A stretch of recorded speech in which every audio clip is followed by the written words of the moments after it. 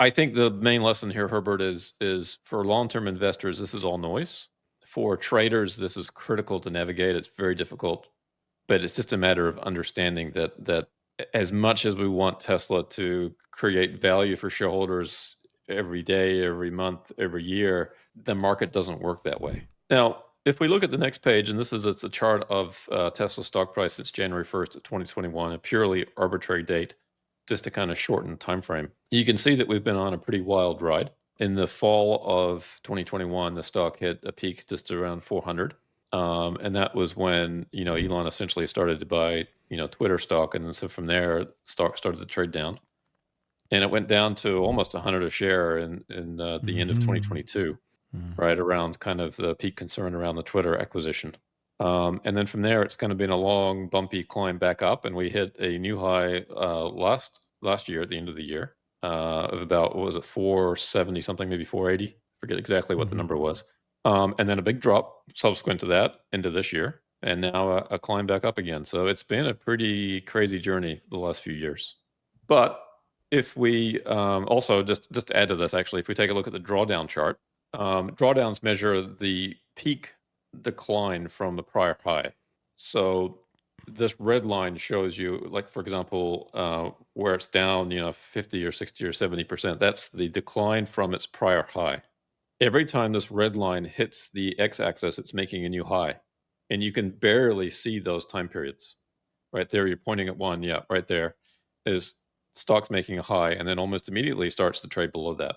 Even for a company like NVIDIA that's hitting high after high after high, the chart looks very similar. The period of time that's actually hitting new highs is barely imperceptible on a chart like this. It's really, really quite interesting. What does that mean? What it means is that the time that the company's spending at a new high or making a new high is very small as a percentage of the trading days. So the highs happen very quickly, and then the stock starts immediately to trade below that again. And then it might hit another high very quickly again. But you can see in Tesla's case, the number of times that it's hit a new high, it's really hard to see it on this chart. You can see a few periods there where it looks like it's maybe hitting high day after day for a little brief period. Then suddenly it's dropping down 15, 20% again. And again, that's normal. This is not just peculiar to Tesla. As it stands right now, the stock is down about 18.7%. When I ran these numbers, maybe it's a little bit less than that. So it's down about, say, 18% from its all-time high at this point. If that little blue arrow again hits the x-axis, it would mean that Tesla hits a new high. But we're about 18 or so percent away from that.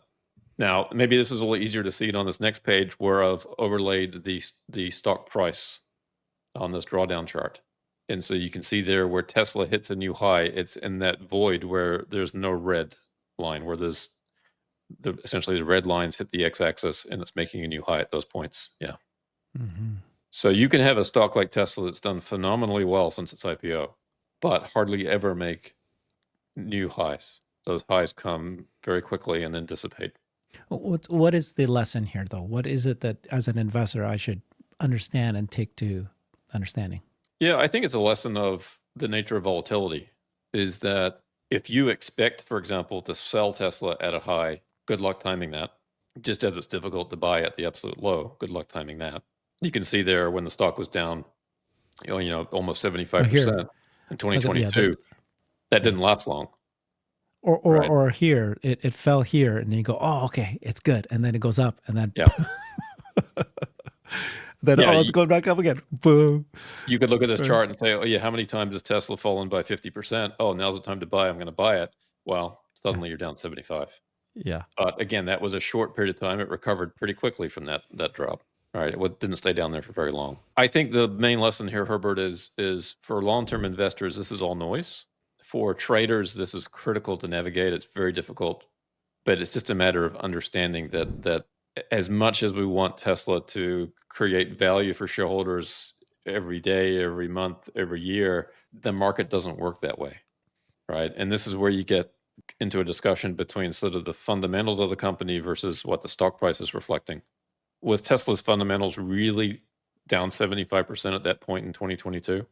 Had the fundamentals really improved that much by December 2024? Like, the stock price is so much more volatile than the business, I think, is another way to think about it. The business is making improvements and working towards a bigger future every single quarter. And the stock price is just bouncing around like crazy around that upward trend. And you can see in this chart, again, there's been 2 periods where Tesla stock has gone from one sort of flat period and then all of a sudden found a new level, and then marked time for a period of time and then found a whole new level. And that, again, is not uncommon with other stocks as well. With Tesla, it just seems very pronounced. And sometimes it can be years between one level to the next. So, it's been flat now for 4 years, right? Yeah. Okay. Yeah. And, It's well, not today, but, like you can see it here, overall. Yeah. overall 4 years. And some people are saying, right, Kathy Wood said this, which is the longer the base, the bigger the breakout. And the reason is that during this 4 years, look at all these drawdowns. And so anybody who is kind of like don't have the conviction of the business improving, they get tired and they goes, I'm not here for this. It's not working. Nothing's happening. And they get out. But the stock is the same price it was last year. So there's some people that have replaced them and they have hopefully more conviction. Is that true? Do you think that's right? That remains to be seen. I think we'll see. The way I think about it is, and I mentioned this a little bit on Cyber Bulls last night, is that a lot of market participants are just focused on the near term. So that's why the stock went down so much, just because the near term for Tesla was deteriorating, right? They weren't making as much money selling EVs. The number of EVs that they sold went down. There's all these challenges that the company faced.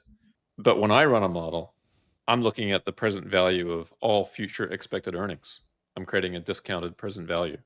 And as I look at this business, that discounted present value has been growing over time. As we add in the Optimus opportunity, as we add in robo-trucking, as we add in robotaxi, all these new business opportunities that Tesla's working towards, it's only served to increase that potential future value.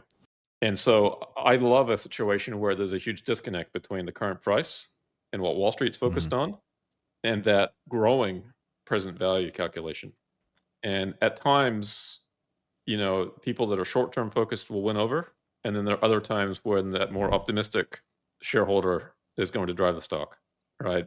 But the fact that Tesla has marked time for the last 4 years, to me, it spells opportunity more so than it spells risk. It's only risky if you are a short-term shareholder. If you're a long-term shareholder, it's been a gift, particularly if you've been acquiring shares. Yeah. So you've done quite a number of forecasts, and you've shared it on this show. And you'll do sensitivity rating. So you don't say this is what's going to happen. It's going to be robots going to be 100 million sales by this year. You're saying if 10% success, it's going to be here. If it's 50% success, it's here. If it's 80% success, here's here. But you can pick something there where you want to be bearish, you want to be bullish, you want to be something. And then you take that in whatever year you think it's going to happen, and then you bring it down to what should then, if that's what we expect the earnings will be 5 years from now, what should the price of the stock be worth today? And That's then right. you've also done zero robots, 50% market penetrate, or 50% of what people think robotaxi is going to do, and let's just go with 50%, like something, a little bit more reasonable. Then you bring that back, and all the times you've done it, the stock should be worth more than what it is now.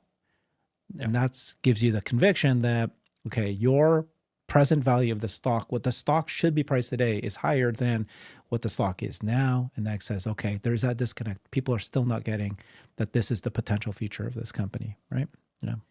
Yeah. And the pushback I get from that is they say, "Oh, that's all well and good, but you're looking too far in the future. We can't predict anything that far out." Right. And I say, yes, I agree that is difficult. But that said, I don't think we should ignore it either. The alternative to me is not just to focus on the next year or two's earnings, because then you're going to miss that potential inflection point when robotaxi kicks in, when Optimus kicks in, robo-trucking kicks in, right? So maybe there's some happy middle ground there. It's not just let's focus on the next quarter or the next year's earnings and apply a PE multiple to it and say, is that cheap or expensive? That is also the wrong way to do it. So it's interesting. It is going to be a constant battle between those focused on the short term and those focused more on the long term. That's just the nature of investing. And I think that's why we get some big peaks in the stock, and that's why we get some big troughs. Sentiment, I guess, is a short-term focus. Yep. So this next chart is just a nice way to visualize how frequently Tesla has made new highs. If you count the number of trading days from one new high to the next. And you can see sometimes that's like day after day after day. If you look at the little blue line close to the x-axis, you can see there's a little little sawtooth there. The new highs are coming fast and furious. But then sometimes the length of time between new highs stretches out to as long as almost 800 days in the case of the last new high that we saw back in December. Now the count is approaching 200 days since then. Again, there's nothing that you can look at here and predict anything in the future. Sometimes the new highs come fast and furious, and sometimes there's a period of time between them. Again, this is not inconsistent with other stocks. It's not so much fun as an investor waiting, 700, 800 trading days. In calendar terms, that's 2 or 3 years. It's a long time. That's a long time. Oh, if you could time this, then you would have sold Tesla on the 21st of 2021, bought NVIDIA, and then buy back. Yeah. Now, I recall Microsoft after the dot-com bust, 14 years from one new high to the next. Yeah. So this is child's play compared to what Microsoft investors suffered through. And same thing with Amazon, a very, very long period of time. Mm-hmm. So that's patience to the extreme. I don't know how many Microsoft shareholders held through that entire 14-year period, or Amazon shareholders, probably not that many, right? But look at where both of those companies are today. You would have been a very happy shareholder had you just held on to those shares. Very difficult to do, particularly when there's other companies doing well and making new highs, and you're stuck with your shares that are, languishing. It's very difficult to do. That's what happened to me, Cern. I had bought Amazon stock when I was in Canada as a Canadian. It's stuck in an RRSP, which is equivalent to the IRAs here in the US. When I moved to the US, I wasn't allowed to buy or sell the stock in that account. And so I ignored it for all these years. And now I look at it and go, okay, it was actually a good thing. There you go. Yeah, sometimes doing nothing is the best thing, and particularly if you're forced to do nothing, that's an even better situation to be in. Yeah. You had the courage of your conviction to buy the stock in the first place, and sometimes you just need the patience to wait it out. Yeah, but people don't have 14 years. Some of them, if you do, great, pick the right company, stick with it. But if you don't, don't. Well, you don't may pick say the ones that, and if you consider somebody who's, let's say 85 years old, and you say, well, that person doesn't have 14 years. Right. Well, they may, but also chances are at that point, the money is for the next generation or two. So actually the time horizon actually may be quite a bit longer than 14 years. Again, this is where some diversification makes sense. You don't necessarily want all your investments in a stock that could languish for 14 years, but it may not be such a terrible thing if you've got the right company. Again, it's not an ideal situation. You're not looking for that, but should it happen, sometimes it takes a lot of patience, particularly if you're happy with the progress that the company is making on an operational basis.